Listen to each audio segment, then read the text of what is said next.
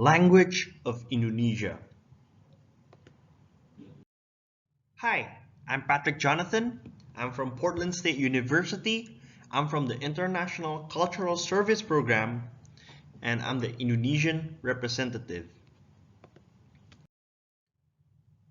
So, Indonesia, that's where I'm from, and we have over 700 different languages and dialects. Therefore, I could not represent every single island or area in Indonesia.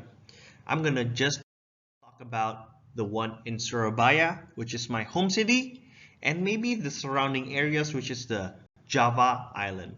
Hopefully that can help you when you come to Indonesia. So, a different language is a different vision of life. I think it's really important for us to learn new languages just to have a new perspective on how others see life. What language do Indonesians speak? Take a guess, take a guess. You could also comment down below what you think would be the language. So we actually speak Indonesian, or officially known as Bahasa Indonesia. So Bahasa Indonesia is used throughout the whole Indonesia.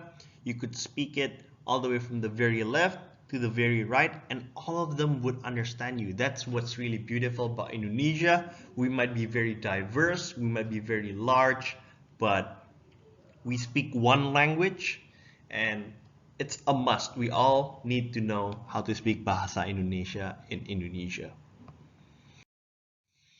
I'm going to start with some basic words. I is aku, saya, or you can put your name. So saya is a more formal way of saying I, and you could put your name, and that would be the most formal way you can address yourself. Later on, I'm going to show you an example of how to use that. You is kamu or anda. Anda is more formal than kamu. So you would use that to address maybe someone older, someone more respected. They is mereka, us is kami. Everyone is semua. And you should write some notes on this because later on I'm gonna give you a little bit of quiz just to refresh everything that you've learned and so that it makes sense to you in the following examples. Here are some common phrases that you might hear in Indonesia. Good afternoon is selamat siang. So selamat is good, siang is afternoon. So if it's morning, it'll be selamat pagi. It will be good morning is selamat pagi. Hi is halo. And then if you want to ask someone's name, it will be, what's your name? Siapa namamu? And then you could reply, my name is Patrick. Nama saya Patrick. So now I think we are better equipped with all the phrases and common words that we already learned. So now let's learn how the name of the family members. So grandpa is kakek, grandma is nenek, dad is ayah, and mom is ibu. And then for brother, it would be koko, and then for sister, it would be cece, but you would only address them with the family member name if they are older. And later on, I'm going to show you some examples of a conversation between siblings. Something very unique about Surabayans is we like to put the letter U in the middle of the word, particularly prior to the first vowel, because this means very. So if you want to say very big, instead of saying very, you're like big. But then that's using English. So now let's see how we combine that with some Indonesian adjective. Oops, I actually just remembered. So in Surabaya, we actually speak a lot of Javanese because that's the island where we're at. And in Javanese, we actually change the adjective a bit. So besar would remain besar, and then senang would change a little bit, and then sedih would remain the same. ngantuk would change at the end and malas would change. So here's the change. So here are some Javanese adjectives. So instead of using A in senang, you're going to use E. Senang, ngantuk, malas. So let's try to combine it. So we're going to say besar for something very big. Or you want to show that you're very happy, you're going to say suwaneng. Aku suwaneng. I'm very happy. Or when you're like not feeling it, you're very sad, you're just going to say aku suwedih. Or maybe this is now very late at night and you're just like aku ngantuk, mau tidur. You want to sleep. And then if you feel very lazy, you're like mualas. Mualas.